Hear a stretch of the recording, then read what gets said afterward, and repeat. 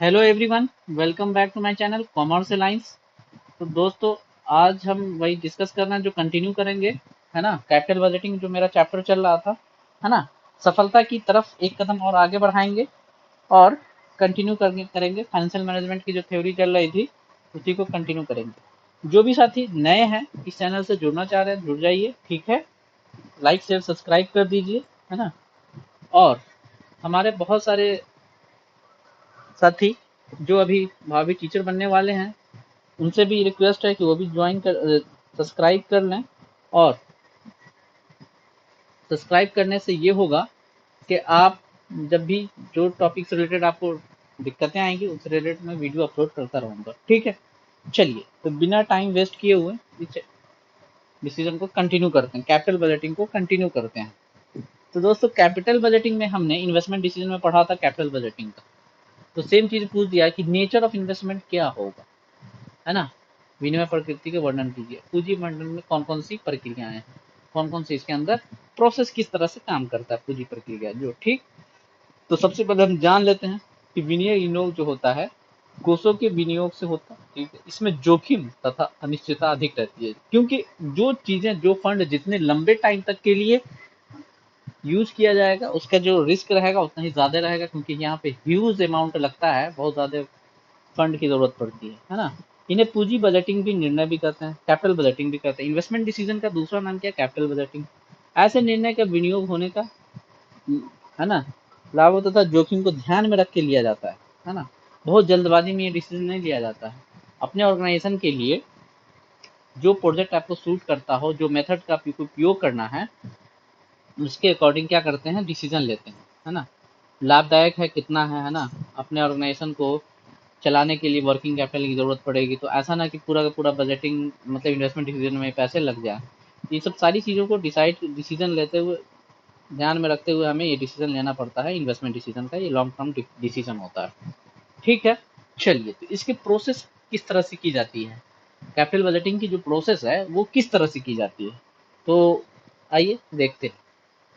आधुनिक व्यवसाय जगत में परिवर्तनशील परिवेश में अपने अस्तित्व को बनाए रखने प्रगति के लिए व्यवसायिक उपकरणों के लिए अपने संगठन का एक ऐसी प्रणाली की स्थापना आवश्यक है, ठीक। ये कांस्टेंट प्रोजेक्ट चलता रहता है, ठीक है। और इसको पूंजी निवेशकों ऐसे निर्णय प्रबंधकों द्वारा, मतलब टॉप लेवल जो होते हैं वही लोग डिसाइड करते हैं। टॉप लेवल, उच्च स्तर उच्च स्तर वाले प्रबंधक जो होते हैं वही लोग ये डिसीजन लेते हैं, क्योंकि ये कैपिटल बजटिंग इन्वेस्टमेंट डिसीजन जो है ये मेजर है, बहुत बड़ा डिसीजन है। क्योंकि इसमें जो आपकी कैपिटल है वो लंबे टाइम तक फंस जाएगी, तो आपको ये ध्यान रखना होगा कि कितना हम उससे return year by year back ले पा रहे हैं। अब कौन सा हमारे लिए सबसे सिचुएबल होगा वही प्रोजेक्ट को हम जा करके इसका डिटेल टेक्निक जानेंगे जब हम इसका प्रैक्टिकल प्रॉब्लम जब करेंगे कैपिटल बजटिंग का, है ना। वहां पे इसमें डिटेल डिस्कस करेंगे। अभी बस इसका थ्योरी पढ़ लेते हैं।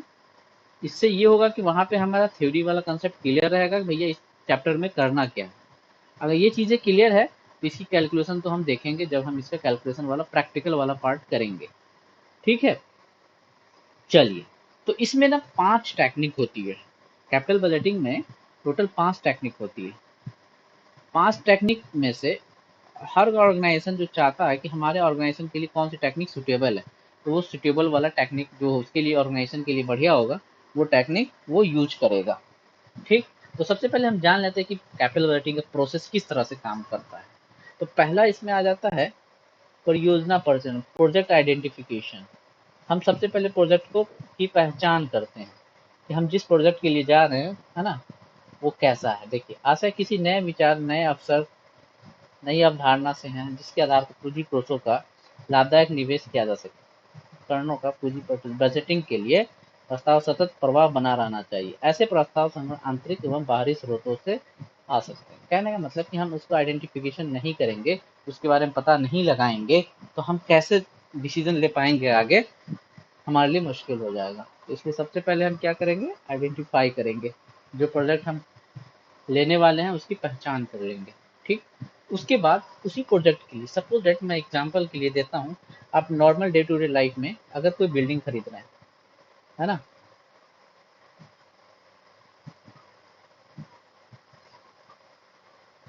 तो इसके लिए सबसे पहले तो आप क्या करेंगे, पता लगाएंगे भैया, है ना, बिल्डिंग कहाँ पे है, कैसी बिल्डिंग है ना, आइडेंटिफाई करेंगे। ठीक, उसके बाद फॉर्मुलेट करेंगे, फॉर्मुलेशन फॉर्मूला, परियोजना का निर्धारण करेंगे। निर्धारण का मतलब कि अब इसमें क्या क्या विचार विमर्श करेंगे कि ये चीज़ें कहाँ पे स्थित है, कैसे है, क्या है, नहीं है, इस पे आप विचार व्यवहार करेंगे। लोकेशन वाइज हम देखेंगे, बिल्डिंग की बात कर रहे हैं। ठीक उसी तरह प्रोजेक्ट वाइज फॉर्मुलेट किया जाता है, व्यवहारिक रूप से देख करके अमल में लाया जा सकता है अथवा नहीं। बस उपयोगिता की संक्षिप्त विश्लेषण करके यह देखना होता है कि आगे और विस्तृत विश्लेषण किया जाए अथवा नहीं, है ना। तो ये फॉर्मुलेशन करना जरूरी हो जाता है। तीसरा, प्रोजेक्ट का इवेल्युएशन करते हैं। इवेल्युएशन का मतलब होता है कि जो प्रोजेक्ट हमने लिया है उसमें हम कैलकुलेशन करने लगते हैं, है ना, कि भैया कितना हमारे लिए लाभदायक होगा, क्या है, नहीं है ना। प्रबंधक संतुष्ट हो जाएंगे, जो भी होंगे फाइनेंशियल मैनेजर जो होंगे, प्रोजेक्ट के जो प्रबंधक होंगे, जब तक वो संतुष्ट नहीं होंगे, है ना, तब तक वो इस पर फाइनल डिसीजन अपना नहीं देंगे।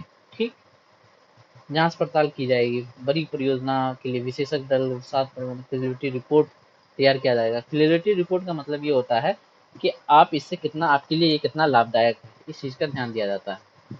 उसके बाद चौथा पॉइंट आ जाता है इसमें, प्रोजेक्ट इम्प्लीमेंटेशन। प्रोजेक्ट इम्प्लीमेंटेशन मतलब परियोजना क्रियान्वयन। प्रोजेक्ट इम्प्लीमेंटेशन का मतलब ये हो गया कि अब मूल्यांकन हो गया, है ना। तीसरा वाला पार्ट से हम संतुष्ट होकर के हम अगला चरण में आ गए, है ना, जिस चरण का नाम है क्रियान्वयन। इस विषय में निर्णय में प्रबंध के सर्वोच्च स्तर ही प्राय लिए जाते हैं, मतलब कि टॉप मैनेजमेंट जो है वही डिसीजन लेगा। ऐसा निर्णय तब लिया जाता है जबकि परियोजना उपयोगी लाभदायक प्रतीत होती है तब।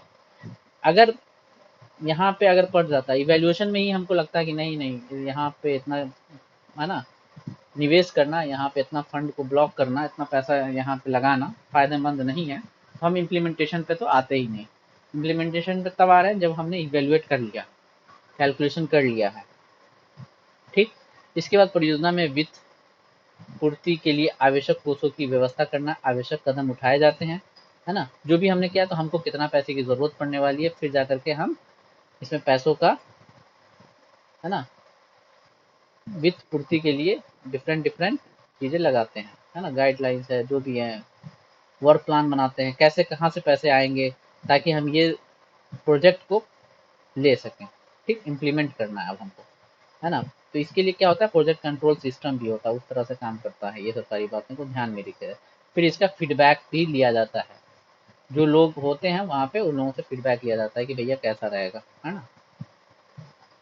बात आ रही समझ में, बताइए इसमें कोई दिक्कत है प्रोजेक्ट इम्प्लीमेंटेशन में, बोलिए, एकदम क्लियर है, बताइए आप लोग, क्लियर है ना। चलिए लास्ट, अब ये प्रोजेक्ट को हम इम्प्लीमेंट कर दिए हैं, तो अब क्या होगा, इसका संचालन होगा, मतलब प्रोजेक्ट कमीशनिंग। प्रोजेक्ट कमीशनिंग का मतलब कि जब हम इसको इम्प्लीमेंट कर दिए तो अब इससे हमको क्या ले होगा, इस वाले, अगर सपोज डैट ये मशीन होगा, ये मशीन का प्रोजेक्ट होगा, तो मशीन जो अब हम परचेज कर लिए तो अब इससे क्या देखेंगे कि इस पे वाकई कितना प्रोडक्शन कर पा रहे हैं, उत्पादन कितना हो रहा है ना, होना आरंभ हुआ कि नहीं, कब से हुआ। तो ये लास्ट फाइनल डिसीजन होता है जब आपने इम्प्लीमेंट कर दिया तब। इम्प्लीमेंटेशन, यहीं पे तो हमको हरी झंडी मिल गई कि भाई ये वाला प्रोजेक्ट अब हमको लेना ही लेना है, खरीदना ही खरीदना है। तो जब खरीदना है तो इसको संचालन करने में क्या दिक्कत है, अब इससे स्टार्ट अर्निंग स्टार्ट हो जाए, होनी शुरू हो जाएगी।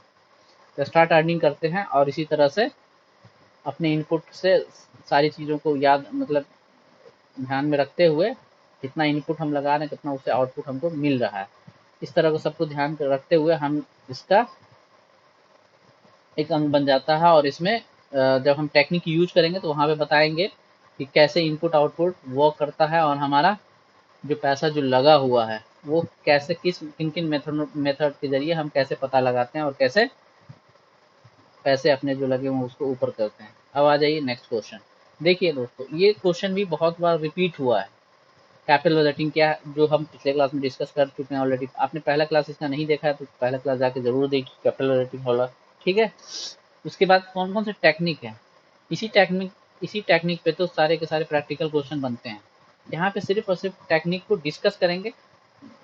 टेक्निक जो भी है, टोटल 5 टेक्निक है, पांचों टेक्निक का हम डिटेल में, इसका जब हम प्रैक्टिकल प्रॉब्लम करेंगे तो वहाँ पे, यहाँ पे बस हमको टेक्निक पता होना चाहिए कि कैपिटल बजटिंग में, है ना, इन्वेस्टमेंट डिसीजन में जब कैपिटल बजटिंग करते हैं तो हम कौन कौन सी टेक्निक का उपयोग करते हैं, तो इस चीज़ का ध्यान रखना चाहिए, ध्यान होना चाहिए बस। चलिए आगे चलते हैं। तो पहला इसमें आ जाता है, पहला ही क्या है, अब हेडता पद्धति है ना, मतलब एक ऐसी स्थिति जहाँ व्यवसायिक संस्था पूंजीगत व्ययों के संबंध में तुरंत निर्णय लेना होता है कि उदाहरण के लिए किसी मशीन, अगर आपकी मशीन को जिसपे आपका प्रोडक्शन पूरा का पूरा डिपेंड है वो खराब हो गया, तो ऐसा ना हो उत्पादन ठप ना पड़ जाए, ये पहले से निर्णय लिया जाता है कि जैसे उसकी यूजफुल लाइफ खत्म होने वाली है उससे पहले पहले आपको क्या करना पड़ेगा, एक नई मशीन की व्यवस्था रखनी पड़ेगी। नई मशीन को खरीदने के बारे में आपको इतना सम जुटा लेना पड़ेगा, इतनी पूंजी जुटा लेना पड़ेगा कि अगर एकाएक बंद हो गया तो आपका जो है चीज़ें पूरी तरह से ठप ना हो और कंटिन्यू कर सकें, ये इस बात को ध्यान में रखा था। दूसरा है क्या कि जो मशीन आप लेंगे तो उससे आपको कितने साल में रिटर्न बैक मिल जाएगा। सपोज दैट, इसके लिए मैं एक एग्जांपल लेता हूँ, मैंने 1 लाख रुपए की मशीन खरीदी है ना, कॉस्ट ऑफ प्रोजेक्ट है ये, या कॉस्ट ऑफ मशीन भी कह सकते हैं। कॉस्ट ऑफ मशीन हमने 1 लाख की खरीदी, ठीक, और 20,000 ईयरली हम इससे क्या कर रहे हैं, ईयरली इससे हम अर्न कर रहे हैं, ये हमको रिटर्न बैक दे रहा है 20,000 हर साल। तो हम कितने साल में इसको ईयर बैक कर लेंगे, मतलब कि कितने साल में इससे पैसों को हम अपनी रिकवर कर लेंगे, यही चीज़ यहाँ पे कैलकुलेट करना है। तो सिंपल सा इसका फॉर्मूला होता है पे बैक पीरियड निकालने का। देखिए, इनिशियल इन्वेस्टमेंट का मतलब मेरे पास से मशीन की कॉस्ट कितनी आई, और एनुअल कैश फ्लो हमको हमारे पास कितना आ रहा है 20,000। तो यहाँ पे हम इस वाले फॉर्मूला से पे बैक पीरियड सिंपल सीधा सीधा करके निकाल लेंगे, 1 लाख डिवाइड बाई 20,000, तो ये निकल के आ जाएगा 5। कहने का मतलब कि 5 ईयर्स में ये जो प्रोजेक्ट है इसमें हमने जितना इन्वेस्ट किया है वो हमको पूरा का पूरा अमाउंट कैलकुलेट करके दे देगा। इसने देखिए जैसे एग्जांपल लिया है उदाहरण के लिए, यदि किसी मशीन के विनियोग में 50,000 है और वार्षिक रोकर अंतर प्रवाह मतलब फ्लो एनुअल कैश इनफ्लो कितना हो रहा है 10,000, मतलब कि 10,000 हम उस मशीन से कमा रहे हैं हर साल। वो मशीन कितने की 50,000 की, तो 50,000 डिवाइड बाई 10, तो ये 5 साल में इससे हमें पूरे के पूरे पैसे निकल के आ जाएंगे हमारे पास। ठीक, ये तो था जब हर साल इक्वल कैश फ्लो हो रहा था। हो सकता है कि किसी साल, है ना, इस तरह के क्वेश्चन भी बनते हैं कि हर साल इक्वल कैश फ्लो ना हो, किसी साल, है ना, कम हो, किसी साल ज़्यादा हो, तो इस केस में हम कैसे करेंगे। तो देखिए हम दूसरा एग्जाम्पल को भी अच्छे से देखते हैं। यहाँ पे एक मशीन जो खरीदा गया 10,000 का, और 4 वर्षों में इसका रोकर अंतर प्रवाह मतलब एनुअल कैश इनफ्लो दे रखा है। पहले साल 5,000 आया, दूसरे साल 4,000 आया, तीसरे साल 2,000 आया, और चौथे साल 1,000 आया। तो हमारा इनिशियल इन्वेस्टमेंट यहाँ पे क्या हो जाएगा, पे बैक पीरियड का जो फॉर्मूला अभी हमने ऊपर देखा है, क्या, initial cash initial cash inflow divide by ये एनुअल कैश इनफ्लो। तो देखिए पहले साल हमको 5,000 रुपये आ गया, तो यहाँ पे क्या है, 10,000 का क्या है आपका टोटल खर्चा आया है, ठीक, जिसमें से पहले साल आप क्या कर दिए 5,000 रुपये निकल गया, दूसरे साल कितना हो गया 4,000 रुपये आपका निकल के आ गया, तो 9,000 तो भैया हमने यहीं पे कमा लिए। अब मेरा 1,000 लगा हुआ है, यहाँ पे हम कमा कितना रहे हैं, तीसरे साल में हम कितना कमा रहे हैं 2,000। तो कहने का मतलब कि 2 साल में तो हमने 9,000 कमाया, तीसरे साल में 2,000 कमाया, लेकिन हमको चाहिए कितना 1,000। तो इस केस में हम कैसे कैलकुलेट करते हैं वो ध्यान से देखिएगा, बहुत ध्यान से, अगर थोड़ा सा भी ध्यान नहीं दीजिएगा तो ये दिक्कतें आ सकती है। देखिए ये 9,000 है, 2 साल तो कंप्लीट हो गया भैया, 2 साल तो हम यहाँ पे लिख देंगे, प्लस ये 2,000 में से सिर्फ और सिर्फ आपको कितना चाहिए 1,000, तो 1,000 डिवाइड बाई 2,000, मतलब कि जितना हमको रिटर्न चाहिए वो डिवाइड बाई टोटल। तो कहने का मतलब ये हो गया कि 2 ईयर्स तो भैया कंप्लीट लग गया हमको 10,000 कमाने में, है ना, प्लस इसमें से हम आधा ही लेंगे ना, क्योंकि 2,000 कमा रहे हैं जबकि हमको चाहिए जितना, तो नेक्स्ट ईयर में जितना आपको चाहिए उतना ही लेंगे, और टोटल से डिवाइड कर देंगे तो ये आ जाएगा आपका कितना 1/2, है ना। इससे कट कीजिएगा तो 1/2 आ जाएगा। तो कहने का मतलब हम इसको ऐसे लिख सकते हैं 2 years एंड 6 month, मतलब आधा साल को हम क्या लिख सकते हैं 6 month। या फिर हम इसको ऐसे भी लिख सकते हैं क्या,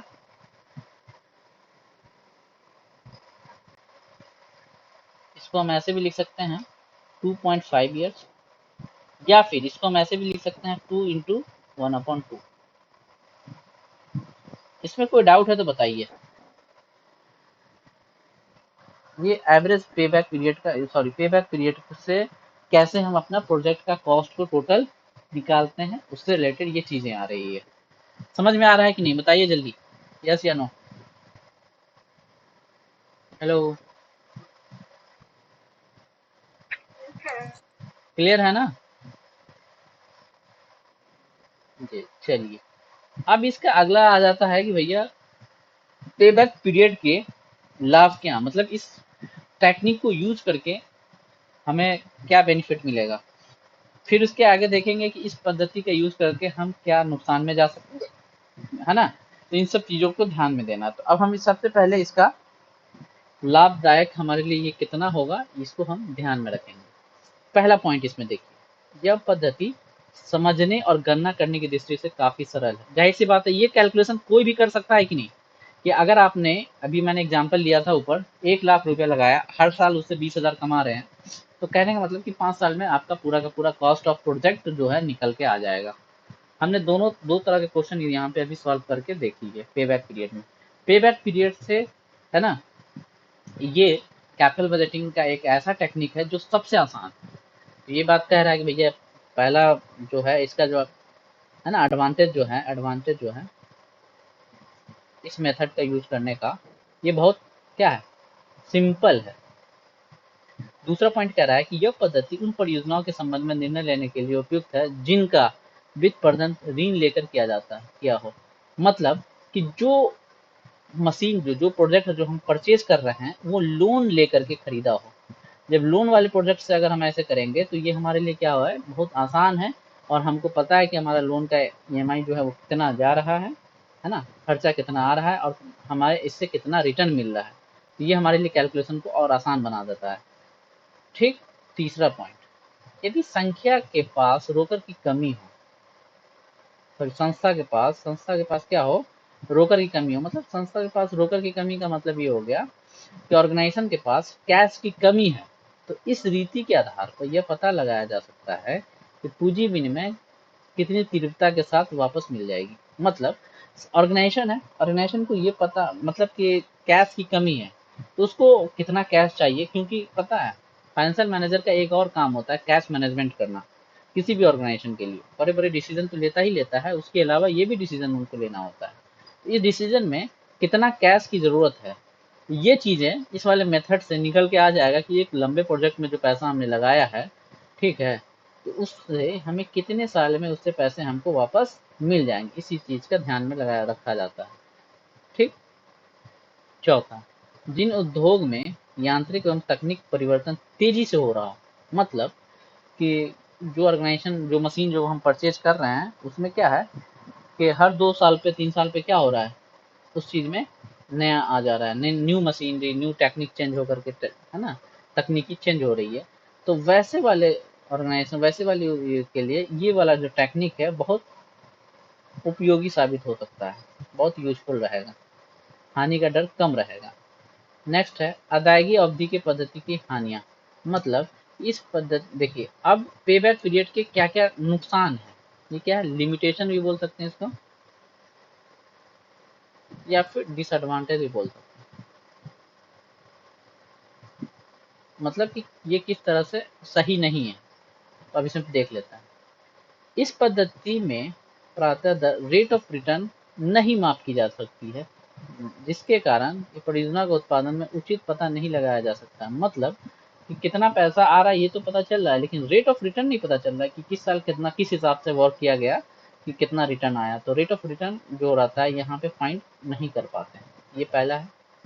यह पद्धति पूंजी की लागत तत्व पे ध्यान नहीं रखती है, विनियोग संबंधित निर्णय सही आधार पे होती है। मतलब कि कितना प्रोडक्शन हो रहा है या फिर इस पे लागत जो कॉस्ट जो कितना आ रहा है ना, उस चीज़ का ध्यान में नहीं रखती है। ठीक।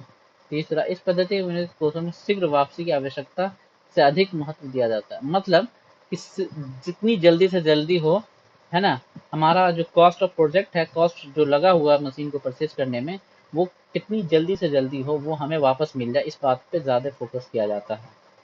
नेक्स्ट है, यह आवश्यक नहीं कि जिस परियोजना का अदायगी अवधि कम हो वह परियोजना प्राय कुल लाभ दृष्टि से श्रेय होता है। मतलब कि जिसमें जितनी जल्दी कॉस्ट की रिकवरी हो जाए ये नहीं कह सकते। हो सकता है कि पहले 2 साल तो उसने बहुत अच्छा कॉस्ट रिकवरी दे दिया, लेकिन आगे वो उतना अच्छा नहीं दे पाया, तो जिससे के कारण ये वाला टेक्निक उतना उपयोगी साबित नहीं हो सकता है। इसने मिस कर गया। इसमें एक और पॉइंट होना चाहिए, ये प्रेजेंट वैल्यू है ना, प्रेजेंट वैल्यू को ये फोकस नहीं करता। मतलब कहने का मतलब, प्रेजेंट वैल्यू का मतलब यहाँ है डिस्काउंटिंग का, है ना। क्योंकि अगर मैंने इसको 2 साल पहले 1 लाख रुपए पे लिया था, ठीक है, और मैं 2 साल के बाद इसको 50,000 करके अर्न कर रहा हूँ, तो यहाँ पे प्रेजेंट नेट प्रेजेंट वैल्यू जो है, अभी जो ये 50,000 की कॉस्ट है, ये इसकी वैल्यू क्या होगी, प्रेजेंट वैल्यू जो है उसको कंसिडर नहीं किया जाता है। प्रेजेंट वैल्यू जो कैश है वो उसको कंसिडर नहीं करने से भी, है ना, जो प्रोजेक्ट हमने मान लीजिए 1 साल पहले ही अगर 1 लाख में लिया था, उससे हमें रिटर्न मिल रहा है 20,000, तो ये 20,000 1 साल के बाद मिल रहा है, तो इसकी एक्चुअल में जिस टाइम पे हम परचेज किए थे प्रोजेक्ट, उस हिसाब से इसकी वैल्यू तो और कम हो जानी चाहिए, 19,000 18,000 होना चाहिए। क्यों ऐसा आप खुद बताएंगे। हाँ, वो कैसे होता है, जैसे सपोज दैट जो आज जो आप 5 साल पहले 100 रुपए में चीज खरीद रहे थे, क्या वो आज भी 100 रुपए में खरीद पा रहे हैं? तो आपका आंसर होगा नहीं। ये क्यों हो गया? Due to inflation. तो वही प्रेजेंट वैल्यू यहाँ पे इंक्लूड करने का मतलब ये हो गया कि ये इन्फ्लेशन को अपने इसमें रिकॉर्ड नहीं करता। मतलब इसके कहने का मतलब पे बैक पीरियड का यहाँ पे, कि आज भी जितना आप 100 रुपए में खरीद रहे हो, 5 साल के बाद भी 100 रुपए में उतना ही तो खरीद रहे हो, है ना। सिर्फ कॉस्ट ऑफ प्रोजेक्ट से मतलब है। जैसे ही कॉस्ट ऑफ प्रोजेक्ट हमको पता चल गया, तब पता निकल गया, है ना, वहीं पे एवरेज पे बैक पीरियड खत्म हो जाता है। तो ये टेक्निक ये कहता है। ठीक। अब अगला आता है average rate of return method, है ना। और इसके बाद है average rate of return method के बाद नेट प्रेजेंट वैल्यू मेथड। ये दो मेथड कल की क्लास में डिस्कस करेंगे। ये वेरी वेरी इंपॉर्टेंट है, वेरी वेरी इंपॉर्टेंट। इससे क्वेश्चन पूछने की प्रोबेबिलिटी 95% है। बाकी 5% में सारी प्रोबेबिलिटी आती है, लेकिन इससे पूछने की प्रोबेबिलिटी जो क्वेश्चन है, प्रैक्टिकल प्रॉब्लम, इसको नेट प्रेजेंट वैल्यू मेथड बोलते हैं। इससे जो पूछने की पॉसिबिलिटी है वो लगभग लगभग मैक्सिमम चांसेस है। ठीक है, तो आज की क्लास को यहीं पर रखते हैं, और ये दो मेथड जो बचे हैं इसको अगली क्लास में हम डिस्कस करेंगे, है ना। डिस्कस करने के बाद फिर डिविडेंड डिसीजन पे हम आएंगे। ठीक है, तो इन सब सारी चीज़ों को ध्यान में रखते हुए अगली क्लास कंटिन्यू करेंगे। ठीक है, कोई डाउट है तो पूछिए, पूछिए, कोई डाउट है, कुछ पूछना है? चलिए ठीक है, फिर मिलते हैं अगली क्लास में। Okay, bye bye.